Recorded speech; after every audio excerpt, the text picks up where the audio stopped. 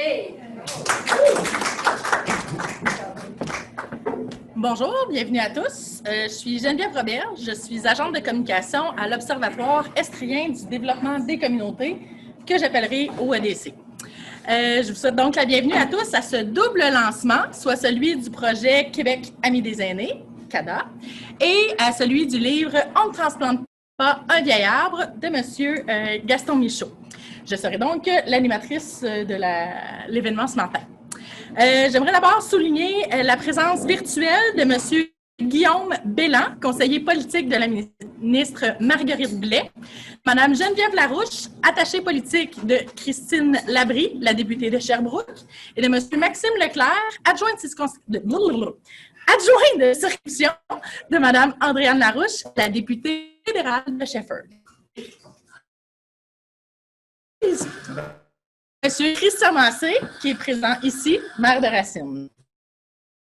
Évidemment, l'OEDC, dont la mission est d'accompagner et de renforcer les communautés dans le développement de leur culture d'apprentissage et de leur capacité d'agir collective, est vraiment fière aujourd'hui de lancer ce projet et d'annoncer officiellement son offre d'accompagnement dans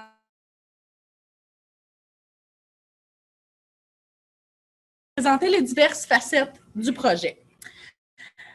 Ce projet CADA, comme je disais, historique de l'initiative, nous avons demandé à Mme Suzanne Garon de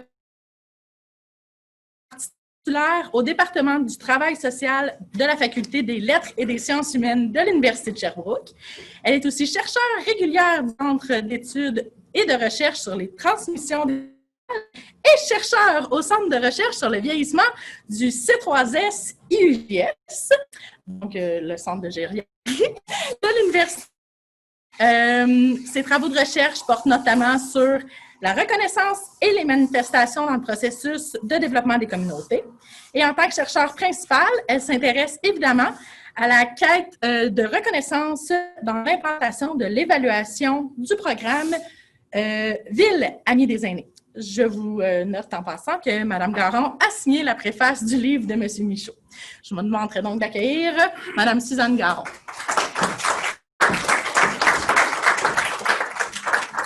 Bonjour tout le monde, ça me fait tellement plaisir d'être ici aujourd'hui. J'ai un petit attachement pour l'Observatoire. Quand vous ferez l'historique, vous verrez que c'est très proche de travail. Les lettres patentes ont été payées par mon salaire de directrice de l'époque. Donc, faire un budget. Alors là, je suis ici pour parler de plusieurs choses, entre autres, faire un petit peu l'historique. Alors, je voudrais d'abord commencer par vous dire que l'habitation, c'est une chose qui est extrêmement présente dans les projets MADA. Ça fait partie d'un des champs qui fait partie des thématiques quand on fait le diagnostic social, on voit qu'il faut traiter dans la marguerite, il y a la question de l'habitation. Et le choc qu'on a eu, c'est que rapidement, dans les diagnostics sociaux, on s'est rendu compte que l'habitation était très importante et j'ai participé à des groupes focus et j'avais c'était une phrase qui est restée toute ma vie de chercheur, tous les restants, ça fait maintenant 13-14 ans que je m'occupe de MADA, soit à l'international ou au Québec, mais en bout de ligne, ça fait près de 14 ans. Donc, une dame qui dit, pendant un groupe focus, j'ai 84 ans, mon fonds de pension me permet d'habiter jusqu'ici, jusqu'à 86 ans, je vais où après? Et là, on voit l'écart. Ce qu'on voit aussi dans les MADA, on a fait une étude avec les villes vont dire que 84% des aînés vont dire que l'habitation est une problématique à laquelle il faut s'attarder, qu'il faut traiter. Seulement 37% des villes vont être capables de mettre quelque chose en branle. Fait qu'on s'est dit, avec le Carrefour Action municipale et famille, qui maintenant a un nouveau nom, là, qui s'appelle, attendez un petit peu, Espace Muni. Déjà en 74-75, il faut faire quelque chose, il faut parler aux villes pour qu'ils soient capables de mettre en place des projets d'habitation. On a fait un petit guide qui est sur notre site Internet, là, sur notre site Internet de l'équipe de recherche MADA. Après ça, on a lancé ça, mais c'était aux villes. Puis là, on se rend compte que de plus en plus de gens nous interpellaient, l'équipe MADA, puis on s'est dit peut-être qu'on pourrait faire quelque chose pour les gens. C'est là qu'on a demandé un CADA, qui est les 4 documents là, qui vont être traités pendant le CADA 2.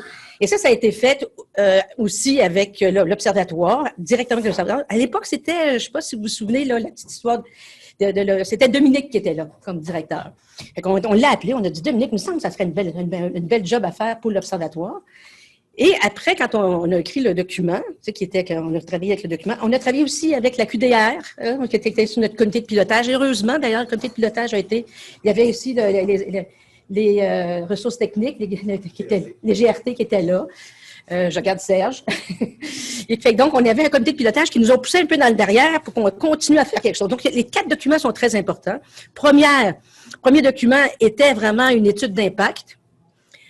Qui lui se voulait vraiment pour montrer aux promoteurs, les personnes âgées qui voulaient faire un projet, comment ça pouvait être rentable pour leur communauté. On avait été d'ailleurs à la Brunante dans cette étude-là. Ensuite, il y avait un guide d'animation pour s'animer. Il y avait ensuite quatre documents très importants. Et donc, ces documents-là sont pensés pour des groupes de promoteurs aînés, des personnes qui veulent se mettre en action. On avait le premier document qu'on avait fait avec le Carrefour, c'était davantage pour les villes. On avait aussi, dans ce cadre-là, on avait aussi fait 2 documentaires, 2 petits documentaires. Un qui était produit en milieu rural, à Gatineau, et l'autre était justement à la Brunante encore. Là, on voit la Brunante. Et ça a été fait par Carole Lagagnère, qui a fait vraiment une super job. Alors, je vous invite à aller voir ça. C'est sur les sites Internet du nôtre. Et probablement, on pourrait tout vous donner ça pour que vous l'ayez sur votre site Internet, l'Observatoire. Et donc là, les choses avancent. Et puis, on se fait pousser. Puis là, c'est ça. Et là, avec la QDR, entre autres, à un moment donné, on s'est dit, avec le projet pensé plutôt à plus tard, là, on s'est dit, il faudrait diffuser ces outils-là. Puis là, on a refait une demande de subvention qui était portée par l'Observatoire. Et l'Observatoire a joué un rôle là, aujourd'hui, c'est ça qu'on voit, là, le lancement de cette en fait, c'est le 3e CADA, c'est le 2e qui suit les documents prévus, et c'est le 3e. Et là, on lance en même temps le livre de Gaston. Moi, j'appelle ça là, la suite des idées. Parce que là, on a quelque chose pour les villes, on a quelque chose pour les personnes âgées ou les groupes de promoteurs qui veulent se mettre en place pour mettre des habitations communautaires. Puis là, on arrive à la casserie sur le Sunday, qui est comment ça se fait au quotidien dans une démarche qui est celle de la Brunante. Combien de fois on a demandé à Gaston, peux-tu nous répondre à ça? Il dit, oui, mais c'est un peu long, il faudrait que j'aille dans mes procès-verbaux. Et là, depuis qu'on a ce livre-là, on est capable vraiment de dire, là, on suit une histoire. L'histoire est là. Et ce qui est fascinant quand on lit le livre que vous allez acheter aujourd'hui, c'est combien de fois ça a pu chavirer. Combien de fois on n'aurait pu jamais en entendre parler. Combien de fois, si on ne part pas des besoins des aînés, on arrive avec des affaires qui ne ressemblent plus après puis qui sont plus inspirantes. Et ça demande de changer toute notre perspective. Autant les GRT, que les différentes institutions gouvernementales, parce qu'on ne peut pas avoir un one fit all.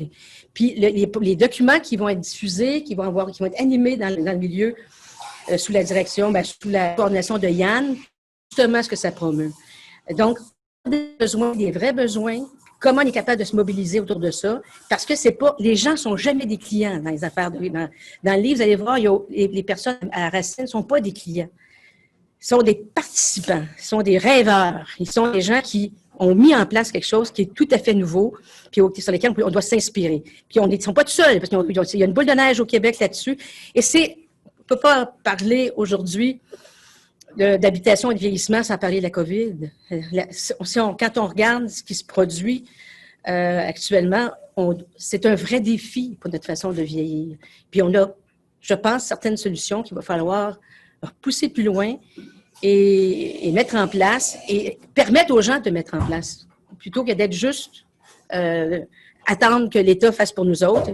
Ce qu'on voit bien dans le document que vous allez lire aujourd'hui, c'est comment un petit village s'y prend en main, et ça, c'est de toute beauté. Ça s'appelle de l'organisation communautaire à son meilleur.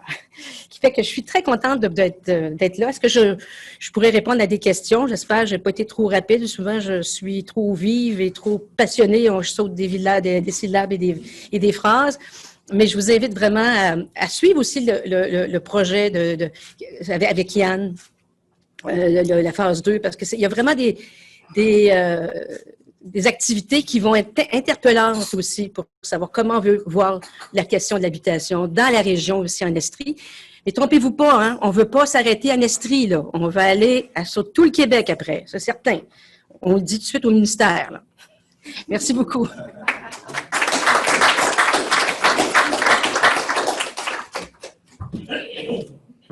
Merci beaucoup, Mme Garon. Maintenant, laissez-moi vous introduire Yann, le chargé de projet. Yann, c'est un développeur culturel passionné. Vous avez pu l'entendre avec la guitare. Il y a un petit penchant sur le côté artistique. Il est passionné par l'amélioration de la qualité de vie des milieux. Yann est reconnu pour sa rigueur, son professionnalisme et son esprit d'innovation. Dans les dernières années, il a d'ailleurs réalisé une vingtaine de projets de médiation culturelle, dont 2 politiques familiales et municipales Amis des aînés, donc le CADA dont je vous parlais tantôt. Dans le cadre de ce projet-ci, Yann, c'est le coordonnateur, le formateur et l'accompagnateur des groupes de citoyens. C'est donc lui le mieux placé pour vous parler du projet et vous en présenter les grandes lignes. Merci de l'accueillir, M. Yann Fournier.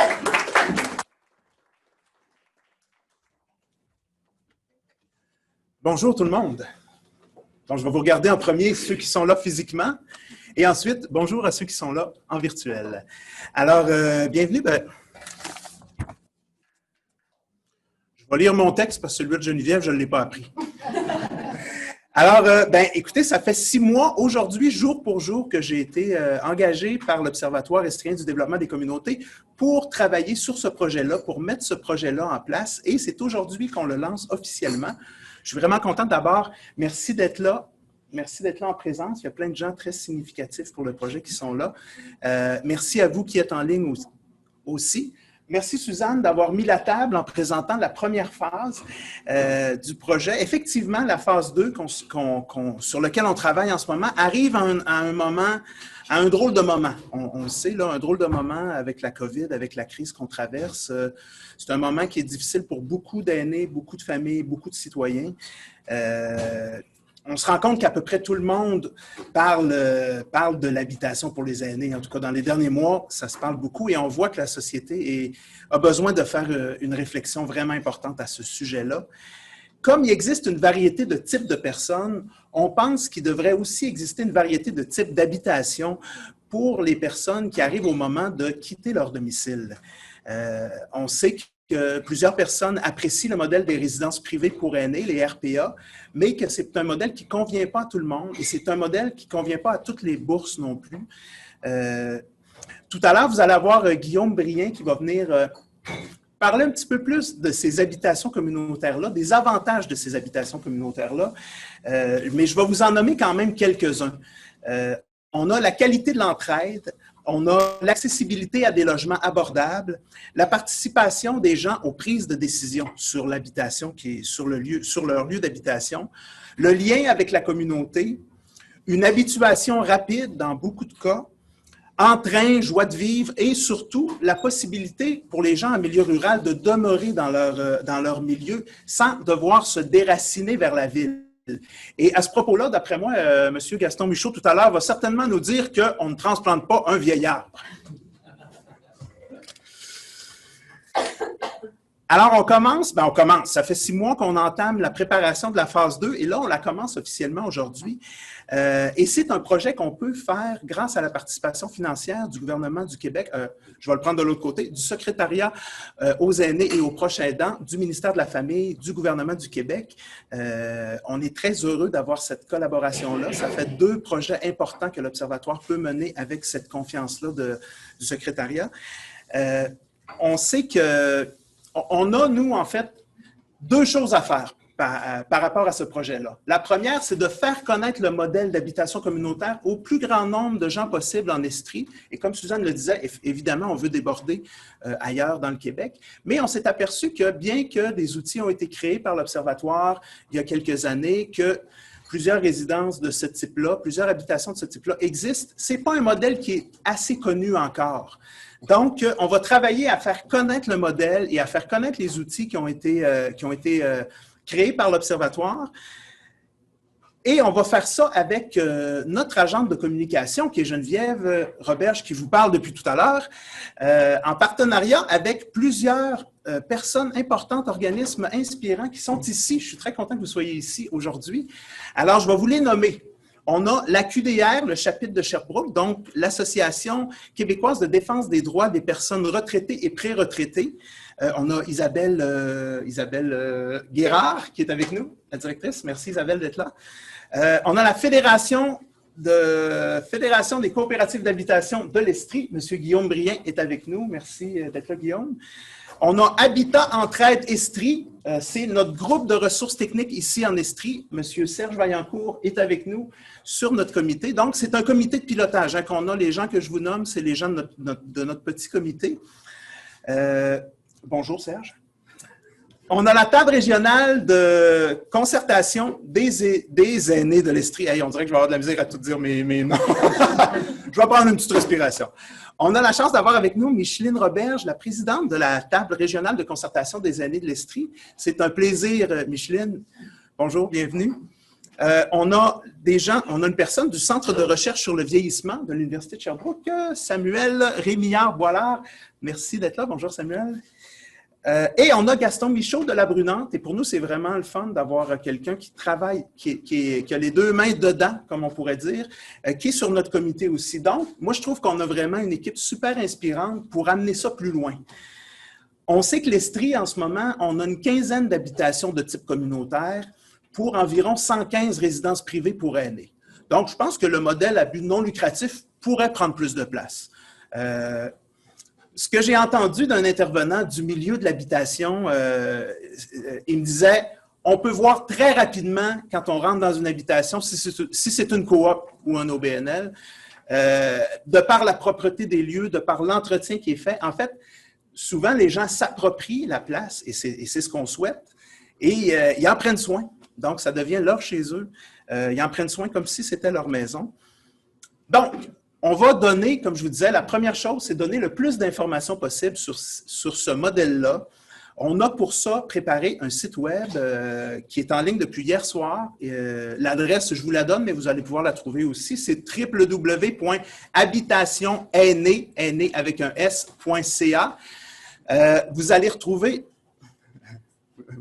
beaucoup d'informations là-dessus. Le site va se bonifier au fil du temps, mais déjà, vous avez la base de beaucoup d'éléments importants sur comment réfléchir ça, comment, pour des gens qui aimeraient ça, aller de l'avant avec un projet comme ça, c'est une belle porte d'entrée.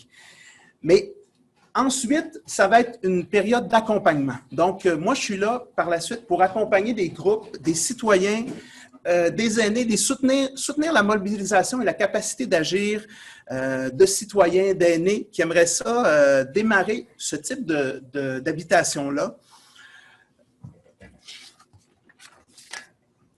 Et l'accompagnement va prendre la forme de deux ateliers dans le fond que je vais réaliser avec ces gens-là, des ateliers interactifs qui vont un peu aider les gens à faire cheminer leur idée de manière concrète. On va explorer, entre autres en groupe, les outils du guide Abba-Izad. Alors, le fameux guide Habitation Milieu de vie, c'est ce guide-là qui a été créé en 2017.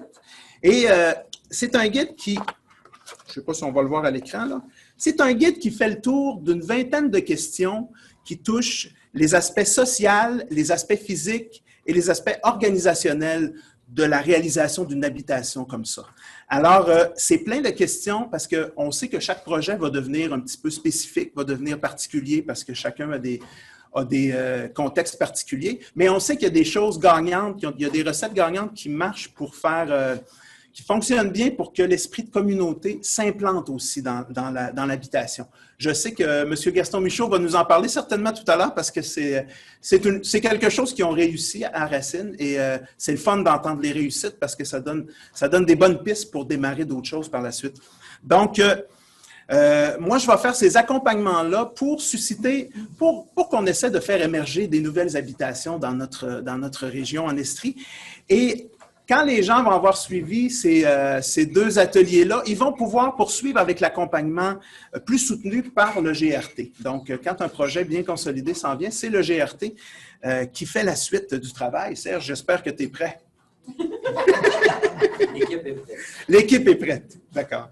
Alors, ben moi, je vous lancerai un appel maintenant. Là, je ne vous lancerai pas ça, là, parce que je vous lancerai un appel.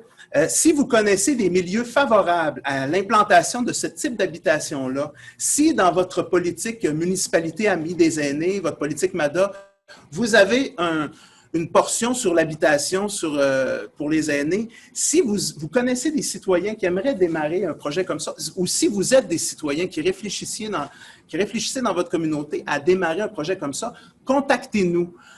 On est là pour vous accompagner pour le démarrage de tout ça. Et je pense que ça vaut la peine de vivre ces ateliers-là parce que autant individuellement qu'en groupe, il y a des questions qui sont importantes à démêler et à lancer qui vont un peu être les bases de qu'est-ce que ça va donner par la suite quand vous allez avoir réussi à créer l'habitation. Alors, en conclusion, je pense qu'avec ce projet-là et l'appui de nos partenaires, on est capable de faire en sorte qu'il y ait plus de choix de lieux d'habitation pour les aînés en Estrie, pour le bénéfice des résidents, de leur famille et pour toute la collectivité, en fait, parce que je pense qu'on va tous être gagnants d'avoir ces lieux-là à notre disponibilité, avoir ces lieux-là disponibles pour le moment où on en aura besoin.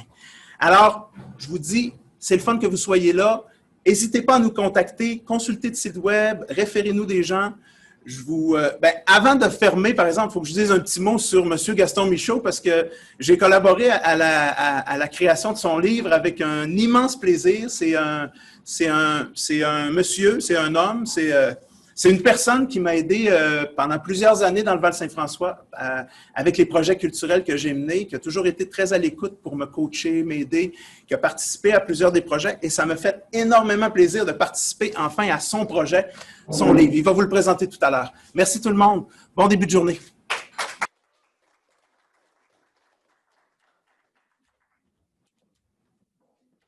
Merci, Yann. Je vais récupérer mes feuilles à moi.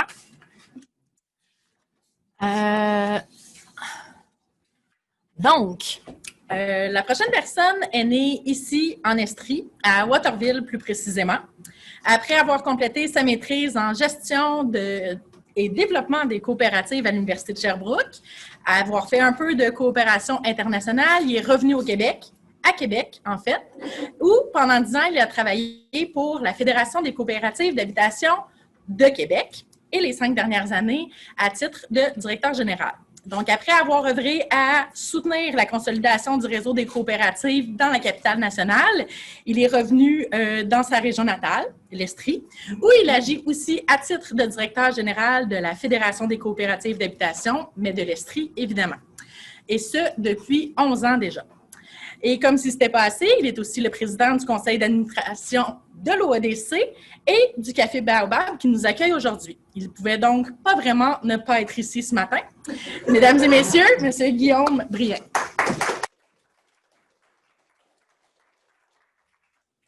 Merci beaucoup.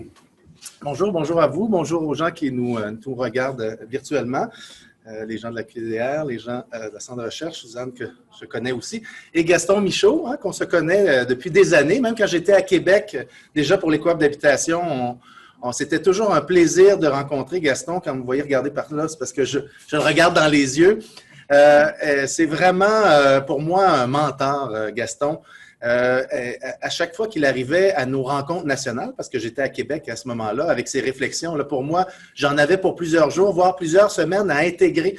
Des fois, on ne déracine pas un vieil arbre, c'est une phrase qui se dit en quelques instants, mais digérer, mûrir et retrouver tout le sens de ce que ça représente au quotidien, c'était pour moi un réel plaisir. Alors, quand je suis revenu dans ma région ici, dans mon Sherbrooke et mon Estrie natale, c'est sûr qu'avec Gaston, on a eu beaucoup de plaisir à réfléchir et à voir comment au quotidien, dans le concret, comment ça se vit dans les coopératives d'habitation et comment les aînés peuvent être porteurs de changements et de rêves. Je me rappelle, Gaston a fait à peu près le tour de pratiquement toutes les municipalités en Estrie. Et il a émergé, la première était à Racine, la première coop, puis il va vous en parler plus en détail. Là, mais après, moi, j'ai eu la chance d'accompagner plusieurs des coops qui grandissaient dans les autres municipalités. Et il y avait toujours une réflexion de dire, on veut garder nos aînés. Les gens ont contribué à notre milieu, ont contribué à l'entraide. On ne peut pas les laisser partir sans s'assurer de continuer cette entraide-là. Et il y avait beaucoup de questionnements, les gens, peu importe leur âge, disaient, est-ce que les aînés vont être capables de prendre en charge leur projet d'habitation? Et je me rappelle un des gros projets qui a vu le jour à Sherbrooke, qui s'appelle La Grande Vie. Au départ, avec ce questionnement-là que je viens de vous le dire, il y avait 14 comités dans la coopérative. Les gens en voulaient et ont rapidement rajouté des slogans. Ils avaient les mêmes phrases, on ne déracine pas un vieillard. Donc, on recrée une certaine communauté dans notre coop, mais on s'assure qu'elle est branchée, bien connectée avec la communauté autour. Et ça faisait des phrases comme si vous voulez venir dans notre projet de coop d'habitation pour aînés, ça vous prend des rêves. Puis les rêves, on va travailler ensemble à les réaliser. Ça, c'était super, là, ça défaisait là, certaines croyances ou certaines perceptions que nos aînés, est-ce qu'ils vont contribuer, est-ce qu'ils vont participer? Alors, on a pu au quotidien, là, à chaque semaine, à chaque mois, pendant des années, voir nos coops aînés naître dans plusieurs municipalités, voir les gens à l'intérieur de ça vivre le quotidien. C'est un peu ce que le livre, tant qu'à moi, reprend pour l'exemple de Racine, mais qui a pu se vivre aussi dans beaucoup d'autres municipalités. Parce que des gens disaient, est-ce que ces projets-là, ça tient parce qu'il y a un leader comme Gaston? Puis ça, c'était quelque chose qu'on voulait démontrer aussi que, oui, ça prend des leaders, c'est sûr, et qui y croient. Mais dans chacun des projets, c'est ce qu'on a vu émerger aussi, puis chacun des aînés y trouvait une place. Moi, je vous dis, j'aimais ça, Suzanne, tantôt, nous disait des phrases qui l'ont marqué. Je vais vous en dire quelques-unes que Gaston nous avait dit. Là. Il y en a une, parce que là, je sais qu'il va parler tantôt des nouveautés.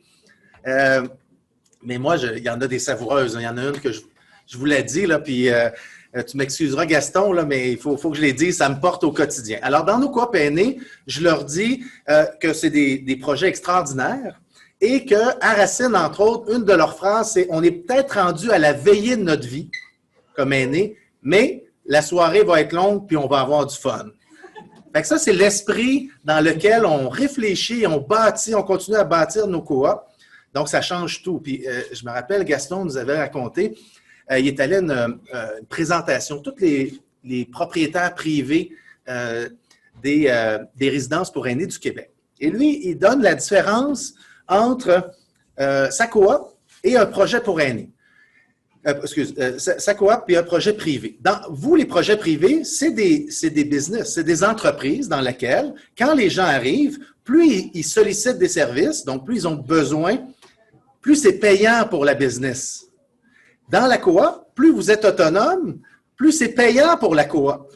Autonome dans le sens que vous pouvez contribuer, réfléchir, participer à la mesure de vos capacités, mais c'est ça sur quoi on mise versus le fait que, on va vous donner le triporteur gratuit pour 6 mois, en se disant, dans 6 mois, vous n'aurez plus le choix de vous en servir parce qu'il y a des capacités qui vont diminuer, donc plus de besoins et plus de coûts reliés à ça. Vous voyez, on est dans 2 mondes complètement où, quand on arrive, on se positionne pour chacun des défis, hein, parce que peu importe que ce soit un projet privé, coop ou autre, on a des défis à relever, puis c'est ce que le livre exprime bien.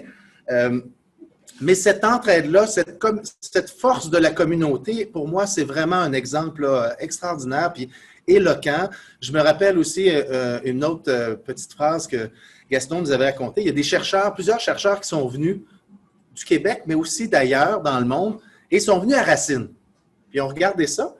La brique est la même d'une maison à l'autre, le bois, etc. Mais quand tu rentres, la réflexion sur comment le bâtiment est pensé, comment on circule, comment on y vit, et aussi les gens, le projet qu'on a avec les gens qui y habitent, même si ça change au fil du temps, il y a un projet, il y a un fil conducteur important de coopération. Puis, Gaston vous dirait, la coopération, c'est de l'entraide organisée. Ce au quoi, après plus de 20 ans, je crois profondément, et j'ai vu énormément de gens, on disait tantôt, j'ai fait un peu de coopération internationale. Quand je suis revenu ici, j'ai fait « Oh, il y a tellement de besoins ici pour nos gens, peu importe l'âge. » C'est quoi les alternatives ou les solutions, les façons qu'on peut collaborer, s'entraider, mais sans que ça porte seulement sur les leaders, mais plutôt sur la communauté elle-même. Et les coops d'habitation étaient justement, pour moi, un joyau, un véhicule extraordinaire pour y arriver. Je dis les coops parce que, dans le fond, on incite beaucoup les gens à y participer, mais les projets d'habitation communautaire, dits les OBNL, organismes à but non lucratif pour aînés aussi, là, c'est 70% des OBNL au Québec, c'est pour des aînés. Donc, c'est tous des projets dans lesquels on a énormément d'histoires, de belles histoires. Mais aujourd'hui, pour le livre, c'est sûr que c'est le projet de la coop d'habitation à Racine, qui est la Brunante, qui est vraiment le moteur. Fait que sur ça vous donne un peu le portrait et du personnage. Et pour ce qui est des coops, bien, je pense Yann l'a mentionné tantôt, là, c'est sûr qu'il y a une abordabilité, c'est sûr que les gouvernements y croient beaucoup et y investissent. Non pas juste pour dire on fait un loyer à bas prix, ce qui depuis longtemps, on sait que seulement avoir un loyer à bas prix, même dans du logement privé, ne fait pas qu'on construit une communauté puis une entraide profondément ancrée. Donc, pour nous, les coops d'habitation, c'est une réponse importante. Et sur ce, ben, je vous remercie beaucoup.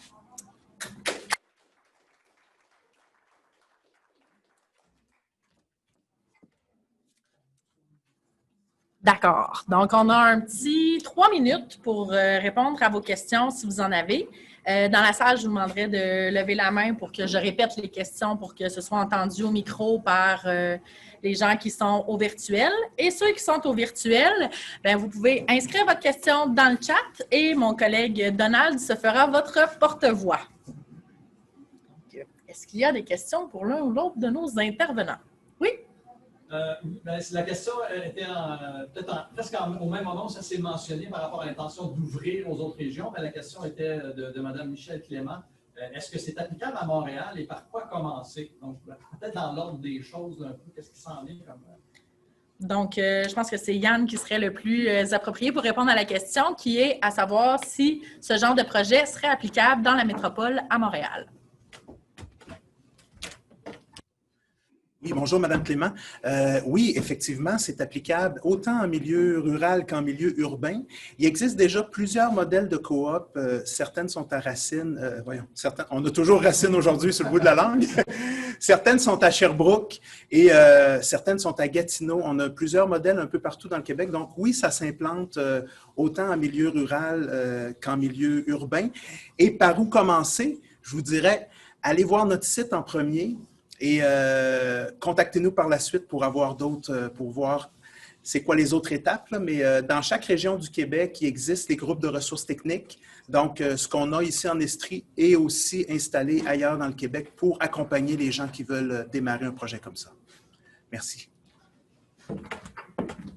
Je renchérirais en disant que sur le site Internet, justement, habitationaînée.ca, il y a la vidéo de la Brunante et celle de Gatineau. Donc, vous pouvez voir la différence d'impact entre l'installation d'une résidence de ce genre-là dans un milieu plus rural et dans un milieu plus urbain. Est-ce que, Guillaume, tu avais quelque chose à rajouter? Oui. Oui, rapidement, peut-être préciser, on mentionnait les groupes de ressources techniques. Dans le fond, les GRT sont des organisations sans but lucratif reconnues par la Société d'habitation du Québec, qui est celui responsable, l'organisation gouvernementale responsable de l'habitation pour le gouvernement. Donc, dans le fond, les GRT sont reconnus pour accompagner justement chacune des étapes, que ce soit à Montréal ou ailleurs. À Montréal, il y a d'ailleurs 4 GRT bien connus qui ont fait toutes sortes de projets, dont des projets pour des aînés. Donc, par ce véhicule-là aussi, là, en Estrie, l'OADC est bien présente. Ailleurs, l'association des GRT, donc la GRTQ, dont je suis secrétaire également, est une organisation là, qui couvre tout le Québec et c'est une trentaine de GRT là, qui font ce travail-là d'accompagnement. Merci, messieurs. Est-ce qu'il y avait d'autres questions? C'est tout? Oui? On sait que le gouvernement du Québec veut investir beaucoup là, dans les maisons des aînés. Puis vous parliez tantôt que vous avez travaillé le projet là, pour monter tout ça. Puis vous êtes subventionné, je pense, par le ministère de la Famille. Donc, est-ce que pas le ministère, mais même le gouvernement prend en compte ce que vous faites et qui pourrait extrapoler, dans le fond, ce qu'ils veulent faire pour les aînés, pas juste faire les maisons des CHSLD, mais aussi des choses comme ça, investir dans ça? Qui serait la personne la... Vas-y en premier, puis je comprends. Est-ce qu'on peut juste rappeler la question? Santé, services sociaux. Le secrétariat aux aînés a parlé maintenant attaché à santé, services sociaux. Résume la question. Merci de faire la précision. Hein. Tout à l'heure, j'ai nommé que c'était...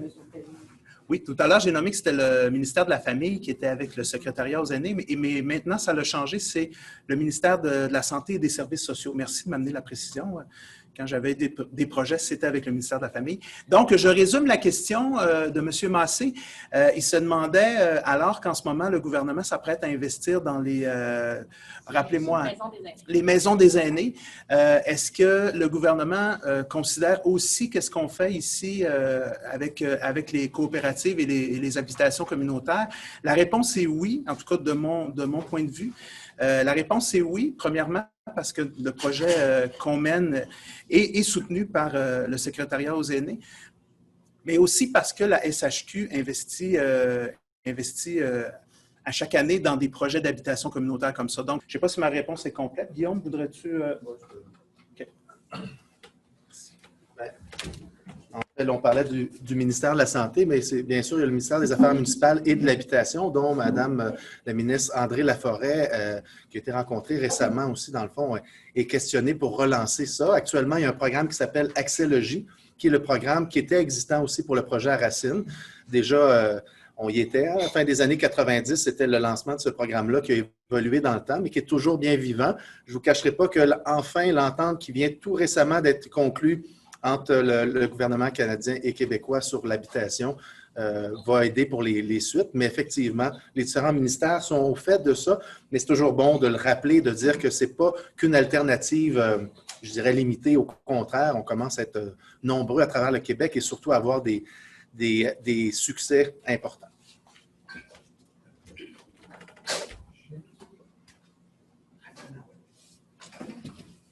Je dirais que les succès importants poussent aussi, amènent les gens à réfléchir différemment sur l'habitation. Puis, avec ce qu'on vit sur la COVID, vous avez vu aussi la mobilisation dans certaines associations pour qu'on pense différemment l'habitation. Je pense qu'on devrait vraiment ne pas passer à côté de cette opportunité-là.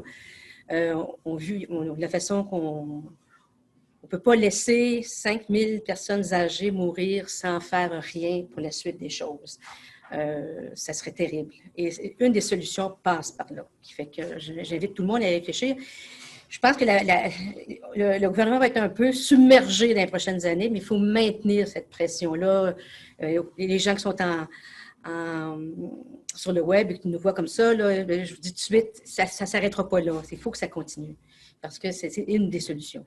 Puis c'est juste bon pour la communauté. Dans les 4 documents qui ont été faits et qui vont être mobilisés, il y en a un qui démontre l'impact social de ces ressources-là dans des milieux.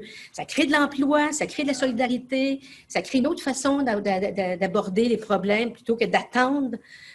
On se met en action.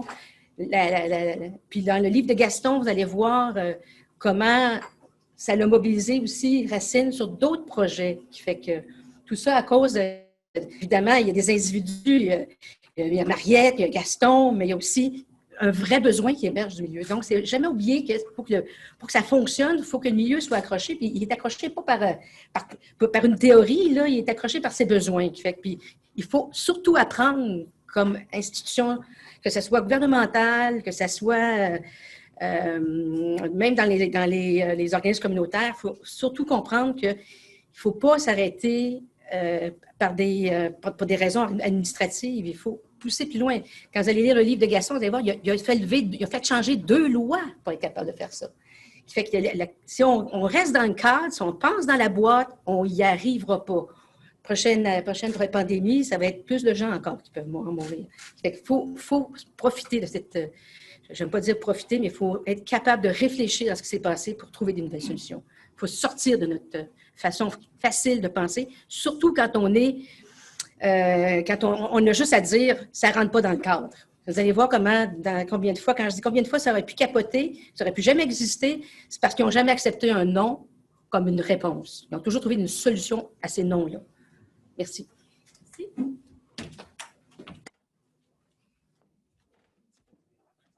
Bien sûr.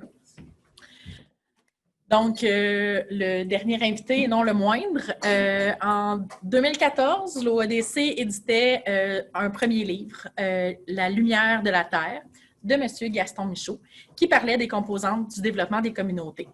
6 ans plus tard, notre équipe est très fière d'éditer son nouveau livre sur la création de la première coopérative de solidarité en habitation pour aînés au Québec, La Brunante de Racine, dont on vous parle depuis quelques instants déjà. M. Michaud a 85 ans. Ça fait 54 ans qu'il travaille en organisation communautaire, du travail au niveau des projets collectifs et surtout comme gestionnaire de projets et organisateur de corvées. L'entraide a donc fondé la mise en œuvre des talents et chacun de chacun. Et ce sont de nombreuses réussites. Monsieur Michaud a eu de nombreux prix dans sa vie, que ce soit titre de personnalité en coopérative de l'année en Estrie, médaille de lieutenant-gouverneur pour les aînés ou membre de l'Ordre du mérite coopérative et mutualiste québécois avec sa conjointe Mariette. Donc, après toutes ces années, il croit toujours au développement des communautés et il croit que c'est le meilleur moyen d'améliorer notre monde. Je vous invite à accueillir M. Gaston Michaud.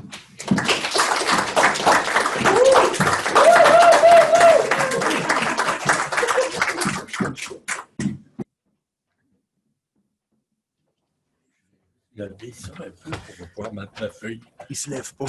Ça s'assied, ça? Il se lève pas. Non, il est brisé. C'est beau. Désolé. Je pense que je fais... Je vais prendre le micro, ça va me laisser travailler plus facilement dans la tête. Écoutez, je vais enlever ma couronne parce que vous m'en avez mis une grosse là, depuis le début de la rencontre pour vous parler le plus possible en citoyen ordinaire qui réfléchit et qui a de l'espoir dans l'avenir. Je voudrais d'abord dire merci à beaucoup de monde. Le premier à qui je le dirai, c'est à Yann.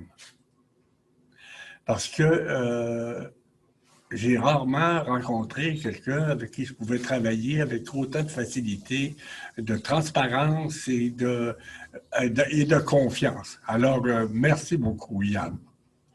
Je pourrais en rajouter. La deuxième personne, c'est à la compagne Mariette. Mariette, depuis le début, et même avant, elle a été une collaboratrice, on va la voir, une collaboratrice exceptionnelle dans tous les domaines. Alors, je pouvais lui faire confiance. Elle m'avertit souvent de faire attention, mais c'est que dans la gestion de la Brunante, c'est un complément essentiel. Parce que si j'étais tout seul là-dedans, avec d'autres évidemment, et ça n'aurait jamais eu le même impact. Le troisième groupe, c'est depuis 2003, les résidents de la Brunante. J'ai rarement eu l'occasion, je suis encore jeune, j'ai juste 85 ans, mais dans mon expérience, un groupe humain qui, pendant 17 ans, nous surprend tout le temps par la qualité de son développement, de son intelligence, de sa sagesse.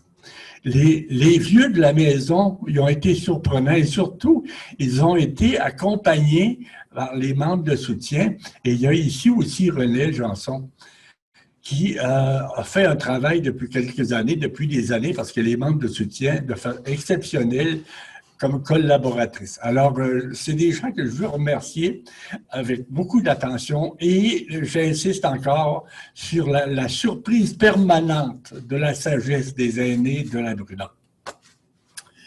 Je vais commencer par une histoire.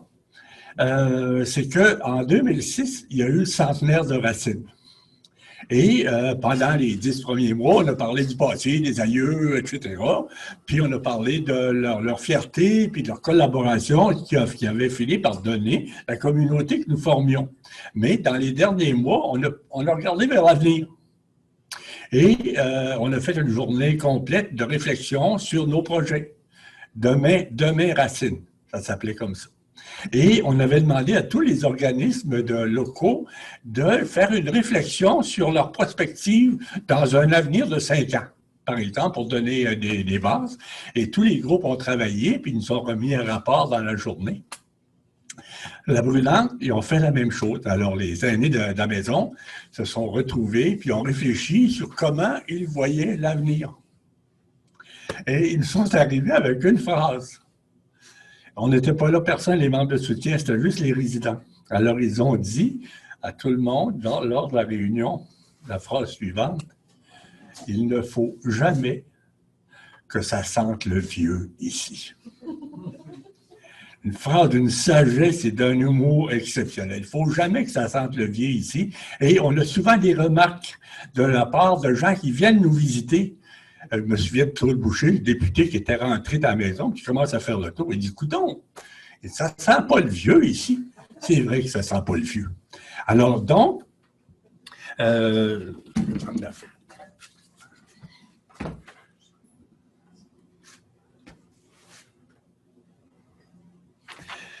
quand l'automne dernier, l'hiver se présentait, j'avais le goût d'écrire quelque chose qui me tenait à cœur, mais à un moment donné, en y réfléchissant bien, j'ai pris conscience qu'il fallait écrire l'histoire de la Brûlante.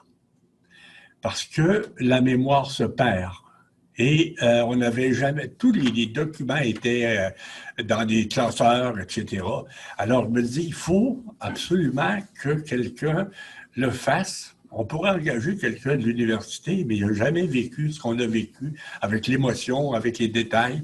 Alors, je me suis mis à fouiller dans la documentation avec l'intention vraiment d'écrire une histoire factuelle de ce qui s'était passé. Et avec tout ce qui était arrivé de difficultés pendant 6 ans, on n'a pas fait changer des lois pour rien. On a fait changer des lois parce qu'on refusait les subventions parce que ça ne nous convenait pas. Alors, donc, je me suis mis à tout fouiller dans les archives. Puis, à un moment donné, en écrivant, j'ai tassé un peu l'histoire. Puis, j'ai commencé à écrire une histoire avec des réflexions sur la façon dont on avait développé notre façon de vivre. Alors, donc, le livre est de 2 parties. C'est une histoire.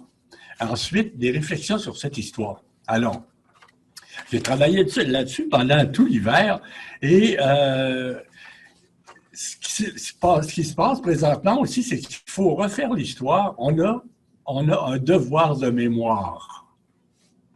On a un devoir. Ça, présentement, c'est mon monde, là, parce que je viens de finir un livre qui s'appelle « La dictature du présent ». On n'a pas de passé, et quand on n'a pas de passé, on n'a pas de projet. Alors aujourd'hui, ça se passe dans nos poches avec le téléphone, puis on est dans l'instant présent tout le temps. On n'a plus de projet parce qu'on n'a plus de souvenirs, on n'a plus d'expérience, on n'a plus de sagesse, parce que la sagesse ne s'acquiert que par l'expérience. Alors, on fonctionne pas par pas, sans prospective. Et je trouve ça très important. Et c'est tellement fort que dès le départ, lors de la nomination de nos membres de soutien, on avait choisi, pour conserver la mémoire, 2 personnes, membres de soutien, qui étaient des jeunes femmes, pour qu'ils gardent la mémoire à long terme. Parce que quand on ne se souvient pas, on répète les mêmes erreurs, on recommence tout le temps. Alors ça, pour moi, ça a été, dans la facture du livre, quelque chose de très important. Parce que les vieux, dont je suis, on a brûlé notre mémoire comme on a brûlé nos vieux meubles. Et on les a remplacés souvent par de la mélamine. Comprenez, j'ai vu ça brûler, moi, les vieux meubles partout. Aujourd'hui, ça se vend des fortunes, puis c'est des plus beaux parce qu'ils ont l'usure du temps, ils ont l'usure des mains, ils ont des souvenirs dans leur châssis. Alors donc, pour moi, là, présentement, le devoir de mémoire m'apparaît très important et c'est important que les vieux s'expriment. Je dis vieux, là, parce que je suis vieux. J'aime ça qu'on m'appelle de même, qu'on ne fasse pas des périphrases. Alors, donc, qui est important, c'est que dès le départ, nous avons fondé une coopérative d'habitation, pas une résidence pour aînés. Une RPA, ce n'est pas la même chose qu'une coopérative d'habitation. Coopérative d'habitation, c'est un endroit où le volet 2 de la Société d'habitation du Québec, c'est pour les personnes de 75 ans et plus ou en légère perte d'autonomie. À l'île verte, il y a 35 ou 40 personnes qui sont mortes parce qu'on a géré cette bâtisse-là en fonction des gens en perte d'autonomie, alors qu'il y avait des gens qui étaient autonomes. Alors, on a barré la porte de sortie des autonomes pour protéger le non-autonome. C'est ça qui s'est passé à l'île verte. C'est que mon père et ma mère ont resté là, je connais. Alors, la porte était barrée à 11 heures pour pas que les non-autonomes sortent. Puis les autonomes se sont retrouvés dans la porte et sont morts là. Vous savez, hier soir, par hasard, j'écoutais la télé et on a dit qu'il y avait au Québec 150 000 personnes dans les RPA, dans les résidences pour aînés, et qu'il y avait dans ce groupe de 150 000 personnes, c'est pratiquement ça le but de mon livre, c'est que ça ne se répète pas. Il y a 150 000 personnes dans les RPA et il y en a seulement 20 000 qui sont non autonomes. Mais on gère ces maisons-là comme si c'était des non autonomes, avec tous les critères d'accréditation au monde, alors que j'ai 85 ans, je n'ai pas besoin d'être accrédité. Et il y a dans la masse de gens entre 75 ans et 95 ans, une très grande majorité de gens qui sont autonomes et qui n'ont pas besoin d'être surveillés. Parce qu'à force de surveiller, de réglementer, on infantilise. Alors, et les gens qui habitent à la Brûlante, leur but n'est pas d'être infantilisés, d'être réglementés, mais leur but, c'est de prolonger leur autonomie. Nous sommes à la Brûlante, nous travaillons pour que les gens puissent vivre en personne autonome et pour prolonger l'autonomie par l'entraide. Alors, c'est très différent d'une maison où on gère tout à partir des plus fragiles. Nous, on gère à partir de la majorité de gens autonomes qui sont capables de soutenir les moins autonomes pour arriver à une vraie vie coopérative. C'est important ce que je vous dis là. Et nous, on a toujours refusé l'accréditation comme un poison. Parce que si on les réglemente, puis qu'on les traite comme des gens incapables, ils vont devenir incapables. Alors, à force de réglementer, on infantilise. C'est important que je vous dis là, puis je suis content qu'il y ait des représentants des ministères qui soient là. Parce que nous, notre principal objectif, c'est de garder les gens autonomes et de prolonger cette autonomie. Ma compagne a travaillé au CLSC auprès des aînés pendant plusieurs années et elle disait, lors de la fondation, il y a des gens autonomes qui ont 75 ans et moins, puis il y a des gens qui sont en perte d'autonomie. Mais entre les deux, il y a des gens qu'on voudrait garder à domicile, mais qui sont fragiles à domicile. Alors, ça prend des maisons où, pour faire le passage, vous savez, on appelle ça la Brûlante, on l'a noté tantôt, parce qu'il n'est pas minuit moins 5. Il n'est pas minuit moins 5. Il est l'heure où le calme du soir arrive. Puis les gens qui habitent là, ils ont toute la soirée devant eux, puis ils veulent en profiter. Alors, ça prend une place pour ça. Et il y a beaucoup de personnes qui ne sont pas nécessairement capables de demeurer à domicile. Alors, nous, on fournit, c'est important pour les gens du gouvernement, là, du maintien à domicile collectif. Maintien à domicile collectif. Il faut absolument que les maisons qu'on veut mettre en place soit pas d'abord pour les gens en perte d'autonomie, mais soit pour des gens qui sont autonomes, puis entre 75 et 95, il y a une très grande majorité des gens qui sont autonomes, et même ceux qui vivent chez nous, on n'a presque pas qui vont dans les CHSLD. Il y en a une qui vient encore, elle était partie il y a une semaine. Elle est entrée à l'hôpital, puis elle est morte. Puis il y en a un autre, puis il y a 2 semaines, je pense, la même chose. Alors, les gens se rendent jusqu'au bout, bien entourés, bien attentionnés, et ils finissent par partir en ambulance, puis ils ne reviennent pas. Alors, jusqu'au bout, on a préservé leur autonomie, et on a même vu des gens qui étaient un peu avancés en Alzheimer, sans problème, qui avaient pris le rythme de vie de la maison, qui étaient très heureux. On a même une madame qui sortait de l'hôpital pour Alzheimer, qu'on a gardé 4 ans, sur son balcon à l'extérieur, qui s'est fait un copain, auquel tout le monde portait attention, et qui est décédé. Alors, ça veut dire qu'on peut facilement prolonger l'autonomie par le soutien collectif, par l'entraide. Et on parle de proches aidants. Nous parlons de proches entre aidants.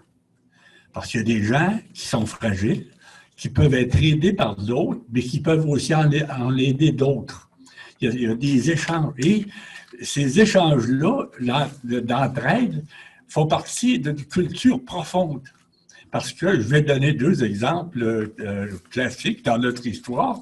Il y avait une madame qui avait 100 ans, qui était verte encore, qui avait beaucoup de bagou. Et on avait fait un soir une réunion où on avait partagé les tâches. On avait fait une liste, puis avec le temps, la fréquence. Si quelqu'un prenait en charge telle tâche, il la faisait. Personne n'était obligé. Il la faisait, puis on barrait la liste, puis s'il n'y a personne qui le prenait, c'était le concierge. Alors, ça se passait comme ça. Alors, la madame en question, elle n'avait rien pris parce que, évidemment, les pattes n'étaient pas fortes, puis elle n'avait plus d'énergie vitale pour ça. Mais elle a dit, moi, j'ai rien pris, mais je pense que je peux vous rendre service. Alors, je m'engage pendant l'année qui s'en vient à vous faire rire. Elle était drôle, puis elle a réussi ça, et elle voyait ça pour elle-même comme un rôle d'entraide valorisant. Et elle était très bonne. Une autre madame qui, elle est partie le lendemain ou le surlendemain pour le CHSLD. Elle était fragile. Et quand on avait fait la distribution des tâches comme ça, elle avait demandé, est-ce qu'il y a des tâches qu'on pourrait rajouter à la liste? Aussi, il y a des tâches que vous faites sans qu'on le sache. Alors, la madame, elle avait une petite voix fragile. Elle a dit, moi, je fais quelque chose que vous ne savez pas. Je suis zioteuse. Je surveille ce qui se passe autour de la maison. Puis je vous dis, les gens de Racine, ils nous aiment. Puis je vous dis aussi, Victor, c'est le jardinier, il y a des marmottes dans ton jardin. Vous comprenez? Donc, cette conscience de l'utilité, de la valeur citoyenne, des capacités même limitées. Une autre qui avait de la misère à marcher, puis qui se promenait dans le jour, puis c'est elle qui avait pris la charge d'épousseter les rampes. Alors, elle prenait une guenille, puis elle marchait après les rampes. Un autre qui était entré, puis qui marchait beaucoup partout, puis alors qu'on avait payé le concierge pour passer la vadrouille, moi j'ai demandé, est-ce que tu marcherais avec la vadrouille? Ben, il dit certainement. Alors, il a passé la vadrouille pendant 3 ou 4 ans, puis quand il n'a plus été capable de marcher, il a passé la vadrouille à un autre. En tout cas, tout ça pour dire que la culture de l'entraide, c'est fondamental. Et je pense que nous avons réussi ça. Avant, on faisait une réunion annuelle sur le partage des tâches. On n'a plus besoin, parce que les gens cherchent de la job. ils aiment ça, ça les valorise. Mais ça, pour ça, il faut créer une culture comme ça.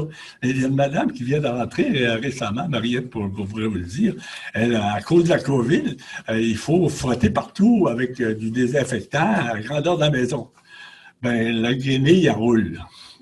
Alors, la madame, elle est fière de ça. Elle est très fière d'être utile, elle est en forme. Alors, elle passe son temps à frotter. Un autre qui a lave les vitres de l'entrée, etc. OK. Alors, il me reste 3 minutes. Je fais juste commencer. Alors, c'est ça. Alors, ce que je veux dire aussi, c'est que ça vaut pour le chapitre de la COVID. C'est que nous sommes dans une culture de l'agisme. Je parle d'agisme systémique. Et c'est je pense que le COVID, chez les aînés, tient comme cause essentielle à cet agisme systémique. Les vieux, on les dompe. C'est fort ce que je dis là. Les vieux, on les dompe. On les oublie, on les tasse. Puis à un moment donné, on n'en prend plus un soin digne du service qu'ils ont rendu à la société. Et c'est très facile de n'en avoir que pour les 30-50. Les autres, tasse-toi mon oncle. Je vis ça. Et c'est, je pense que j'ai encore un peu de tête, là, mais ce que je veux dire, c'est qu'à un moment donné, notre voix porte plus. C'est très important qu'on développe une espèce de... qu'on ait un devoir de mémoire, qu'on fasse parler les aînés, qu'on leur conte notre histoire d'enfance, nos histoires d'enfance. Ça n'a plus de place dans la société parce qu'on n'en a que pour le moment présent. Alors, j'arrête là un peu. Ah oui, il y a bien des choses là-dedans. Ce qui m'a frappé beaucoup dans les 17 ans de vie, c'est la sagesse des aînés. Au CA, on n'a jamais pris un vote. On a toujours fonctionné par consensus. Un consensus, ça ne veut pas dire que tout le monde est d'accord. Ça veut dire qu'il n'y a personne qui est vraiment en désaccord. Puis quand on n'arrive pas à faire ce consensus, à moins d'une urgence majeure, ce qui n'est jamais arrivé, on attend.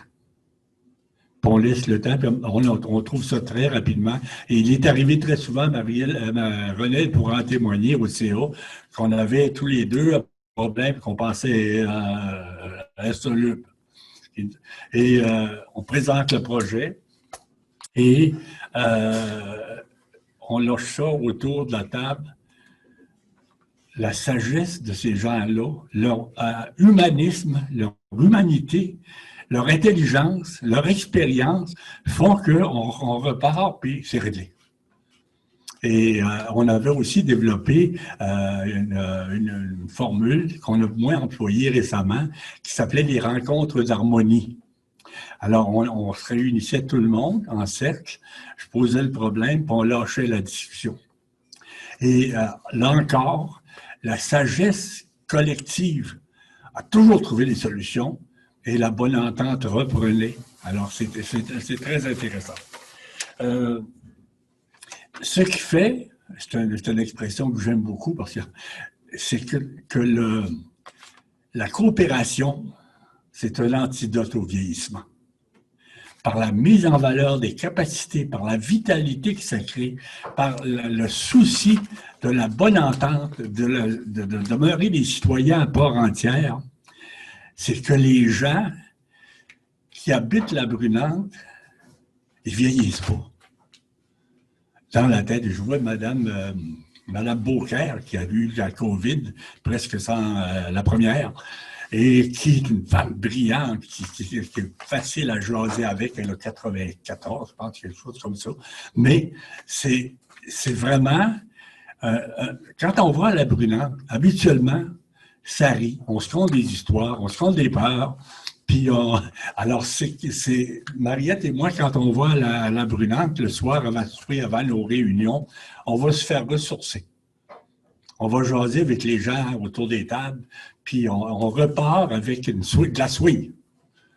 Alors, vous comprenez? Alors, c'est important. Et je veux juste le dire aussi comme citoyen, parce que mon maire est ici, Christian. À un moment donné, quand on a fêté le 15e anniversaire, on avait tout le monde dehors, il faisait beau pour ça. Puis on a jasé, on s'est raconté notre histoire. Puis Christian, il est venu en avant, puis il a parlé, et il a dit quelque chose d'extraordinaire. Il a dit, écoutez, je ne viens pas ici souvent, mais il y a une chose qui me surprend. C'est qu'en fait compte, je vous connais à peu près tout le monde.